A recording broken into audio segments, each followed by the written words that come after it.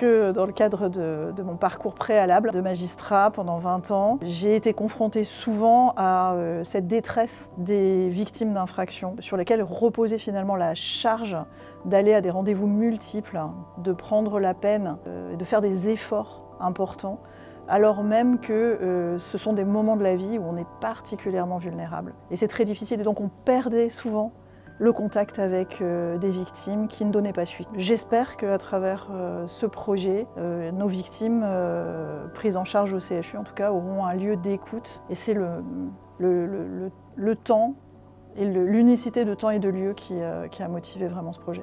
Pour nous, ce projet est absolument fondamental et nous le soutenons depuis le départ, puisque le métier de médecin légiste a évolué considérablement ces 30 dernières années. Il y a encore 30 ans, le médecin légiste était surtout le médecin légiste des morts. Aujourd'hui, les choses ont totalement changé. Le médecin légiste est aussi, pour ne pas même dire avant tout, le médecin spécialiste des victimes.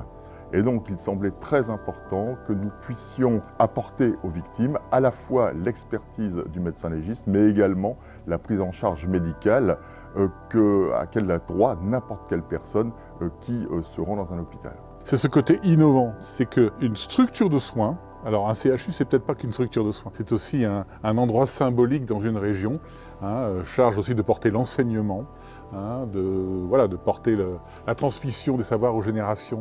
Donc il y a du symbole là-dedans, et symboliquement, c'est de se dire, effectivement, nous reconnaissons, nous, acteurs de santé, que le rétablissement d'une personne, c'est pas que la soigner quand elle est malade, c'est aussi la reconnaître dans toutes les facettes de cette confrontation aux violences.